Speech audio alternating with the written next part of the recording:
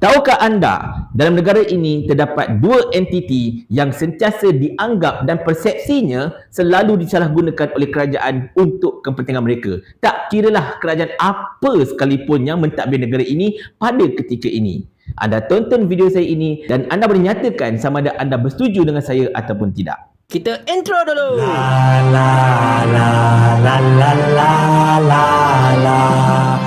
Assalamualaikum warahmatullahi. Macam mana yang mungkin anda sudah sedia maklum, terdapat dua NGC besar dekat negara ini yang persepsinya, yang rakyat anggap, rakyat pandang sebagai dua entiti yang selalu menjadi alat kepada kerajaan, yang selalu disalahgunakan oleh kerajaan untuk kepentingan mereka, terutamanya untuk mengenakan musuh-musuh politik mereka. Iaitulah SPRM, Suruhanjaya Pencegahan Rasuah Malaysia, dan juga PDRM, Polis Diraja Malaysia. Kalau anda perhatikan, benda ini bukan satu tuduhan, bukannya satu orang kata apa, kecaman secara terus ataupun tidak, tetapi lebihnya kepada penyampaian persepsi rakyat itu sendiri. Anda boleh tanya di mana-mana sahaja dekat seluruh pelosok negara ini, di mana apakah perasaan mereka ataupun pandangan mereka terhadap kedua-dua NGC ini.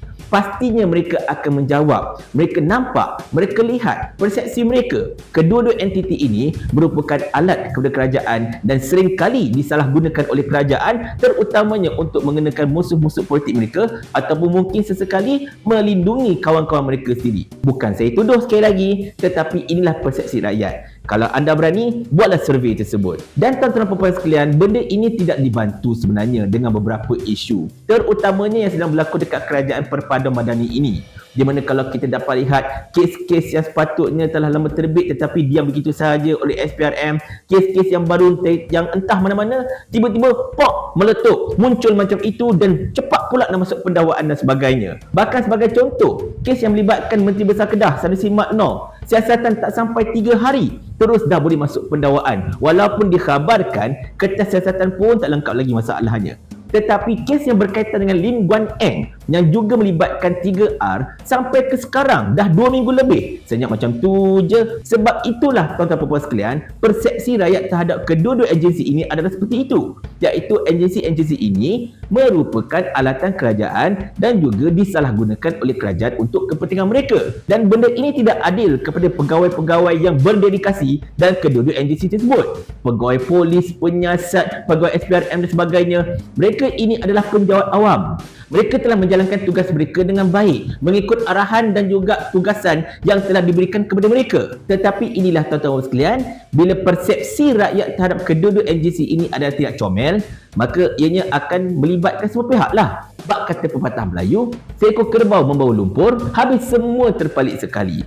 Dan untuk pengetahuan anda, PDRM terletak di bawah Kementerian Dalam Negeri. Dalam kes kerajaan sekarang ini terletak di bawah kuasa Datuk Saifuddin Nasution. Manakala SPRM pula terletak direct di bawah Jabatan Perdana Menteri. Maksudnya SPRM ini akan report terus kepada Datuk Seri Anwar Ibrahim. Jadi bila benda-benda ini berlaku, kedua-dua entiti yang sangat-sangat penting dalam tugas penguatkuasaan undang-undang ini diletakkan di bawah mana-mana sahaja bahagian dalam kerajaan, maka di situlah terdapatnya satu perkara yang kita boleh katakan sebagai conflict of interest, di mana kedua-dua pihak ini katakanlah ada pegawai kerajaan ataupun menteri ataupun Perdana Menteri buat silap.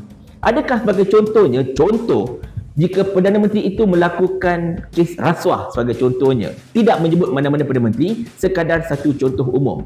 Katakanlah kalau Perdana Menteri itu, seorang Perdana Menteri itu melakukan rasuah, SPRM di bawah Jabatan Perdana Menteri yang report direct dengan Perdana Menteri, bos mereka adalah Perdana Menteri, adakah SPRM ini berani untuk siasat bos dia? Begitu juga polis. Sebagai contohnya, let's say kalau ada menteri yang tengah bertugas melakukan apa-apa saja kesalahan dan sebagainya, sedangkan PDRM itu sendiri report kepada Kementerian Dalam Negeri, report kepada Menteri Dalam Negeri.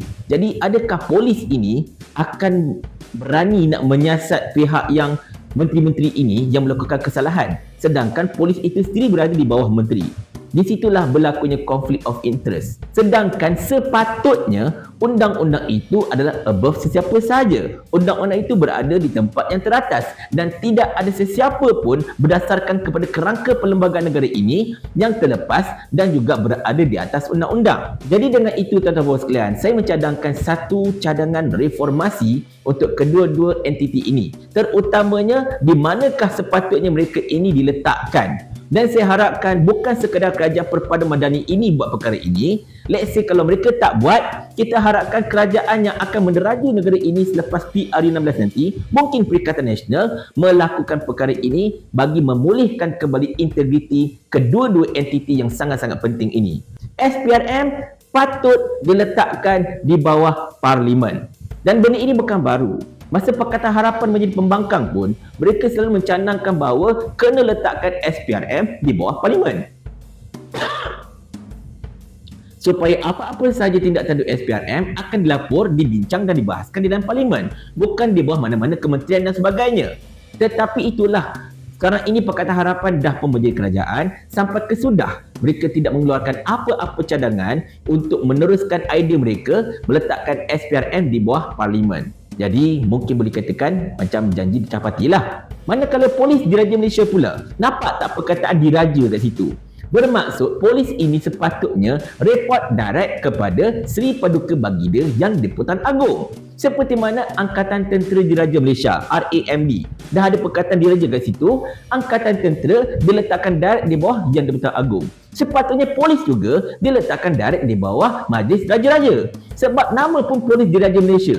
Jika polis itu diletakkan di bawah direct Yang di-Pertuan Agong, maka secara tak langsung polis ini mempunyai kuasa yang lebih besar ke atas menteri itu pun sendiri sebenarnya, di mana polis boleh bertindak tanpa sebarang gangguan, tanpa sebarang tekanan oleh mana-mana pihak untuk menjalankan tugas dan juga tanggungjawab mereka menegakkan undang-undang dan juga perlembagaan dekat negara ini.